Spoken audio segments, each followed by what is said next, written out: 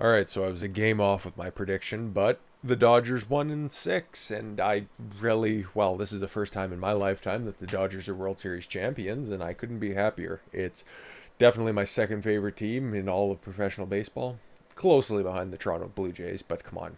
Nobody can be perfect, right? But you know what? Guys that I've admired for a long time, like Clayton Kershaw and Justin Turner, who we will unfortunately have to get to later because MLB's crucifying, but you know what? Fuck them.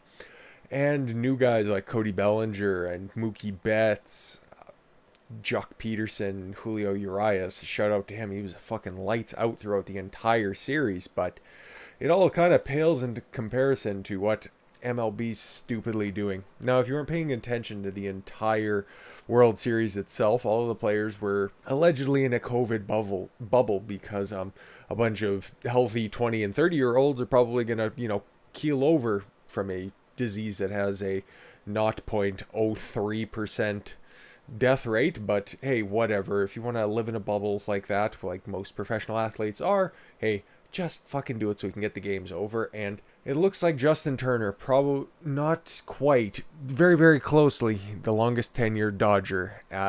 He ended up popping positive for COVID somehow. I don't really know. And he ended up getting pulled from game six last night in the sixth or seventh inning. Yeah, nobody really knew what the fuck was going on. But after they all won, they all, swarmed the field. Fuck, you win a championship, even though it isn't a gimped up fucking season. You know what? It's still a huge accomplishment. And basically, yeah, the first time since 88. Yeah, some of these kids weren't even alive in 88. And it's the second LA team to win a national championship, national professional championship. But like it says here in this stupid ESPN article, Turner was pulled from the game following the seventh inning after MLB was notified that he had tested positive for COVID-19. Now, if they're in a bubble, I think they're in a bubble. I'm not too sure. And yeah, it's only supposed to be your family. How the fuck do you transmit that? And why was it so late into the game? Questions are to be asked. I'm thinking it's just a false positive. And even if it isn't, it's the last game of the season. Nobody's going to die from it. So, I don't know. Fucking whatever. If Trump can kick it in 4 days, I think they'll be fine. Everybody agrees. But here's where the uproar and the pearl clutching comes in. Turner later returned to the field wearing a mask to celebrate the Dodgers title. He then took down the mask and posed for a team photo. Oh, I'm fucking fainting over here. Oh my god. Turner is subject to discipline under an agreement between the MLB and the Players Association on health and safety protocols. There's nothing specified in that agreement about range of penalties. The commissioner's office said it would consult with the Players Association as part of the investigation.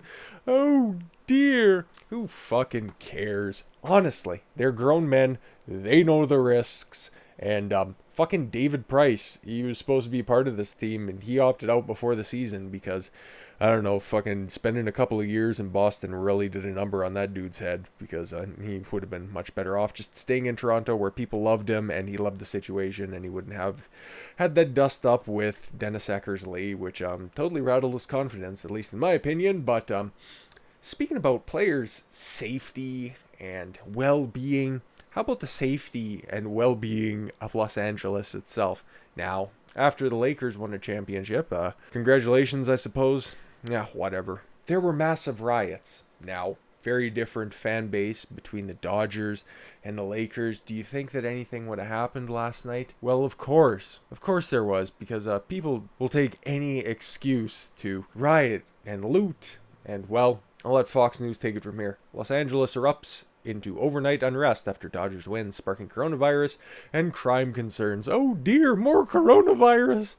People were reportedly breaking into stores. I wouldn't say reportedly, but no arrests were announced because, guess what? It's California, and they suck at policing. Well, the police don't suck as much as the district attorneys, and nobody actually wanting to follow the laws there or prosecute to the fullest extent of the laws. Whatever happened to that guy who tried to execute the two police officers in the cop car right before the presidential town halls were taking place? Yeah, haven't heard hiding her hair of that, but guess what? We heard of the perpetrators here because Black Lives Matter was out in full fucking force. The Los Angeles Police Department early Wednesday was working to disperse unruly crowds in the downtown area following the first MLB series win, yay, by the Dodgers, yay, in decades, yes, 32 years. Amid reports people were breaking into stores, no, police declared an unlawful assembly before 1 a.m. local time and gave dispersal orders in downtown area of the 8th and Pico and Broadway and Figueroa. No arrests were immediately announced by the authorities. We are still dealing with a large and at times unruly crowd in the downtown LA area, the LAPD tweeted. Oh, good. Make sure somebody's on that social media account. Keep everybody out there. Remember to like, share, comment, and subscribe, of course. There are several street closures and areas of heavy traffic congestion. Please stay clear of the downtown Los Angeles area, I think that's what DTLA stands for, and expect a large police presence because, as you can see here, yep, they had their riot gear on and their rubber bullets, or I think they have beanbags there. Yeah, and they had their fucking potato guns out, so. Okay, this picture must have been taken on purpose like that because we got a fucking injury lawyer up there in the top left-hand corner. Yeah. Seems a little bit fitting, I suppose, but hey, they had a bitchin' ass fireworks celebration. I definitely seen that, but I didn't see any reports of rioting, which, as we can see right here, definitely happened. About 2,000 people headed to the streets outside the Staples Center to celebrate the victory against the Miami Heat in regards to the LA riots. Well, not the LA riots, but the ones that happened after the LA Lakers won earlier this month. Or was that in September? Nobody cares. Fucking basketball's dead, right? But as much as I'd like to regale you with the fact that there was only one set of riots last night, and it was exclusively had to deal with a bunch of crazy sports fans. Well, if you're breaking into buildings and you're looting the place, I don't think that it has to do completely with sports fans, but yeah, I digress on this one because it, in fact, wasn't the only set of riots. I covered them yesterday, and Philly went fucking bonkers shit overnight, and just to show you that Kate Brown and Gavin Newsom don't have the exclusive rights on being a shit governor, Pennsylvania governor calls violent Philadelphia riots, say it all with me, peaceful protests. Tuesday night saw 11 shootings in Philadelphia, among them an 18-year-old man and a 15-year-old girl, both of whom were in stable conditions at a local hospital. Sounds peaceful to me there, Tom. Pennsylvania Governor Tom Wolf told press that he hopes things in the Philadelphia area don't escalate to anything other than the peaceful protests that this kind of thing brings out. Tuesday saw 11 shootings in Philadelphia. Sounds peaceful. Sounds peaceful, you head in the sand fucking idiot. Idiot, idiot, idiot. Everyone is really sad about the death of the victim, Wolf told told the press. Yeah.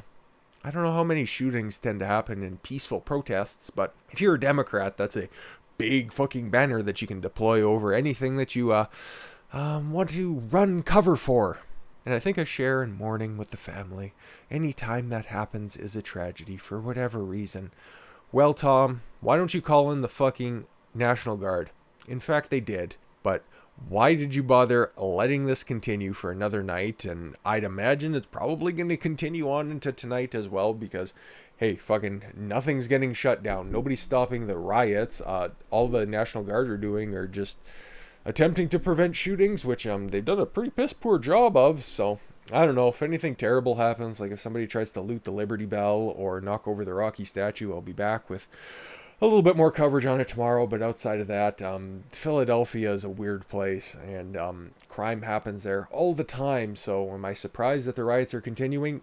No. Do I think that this helps President Trump? Fucking yes. And is Pennsylvania very much in play? Oh, fucks yeah. Don't believe any of those goofy polls like Biden up by 17 in Wisconsin. Go fuck your hat if you believe that.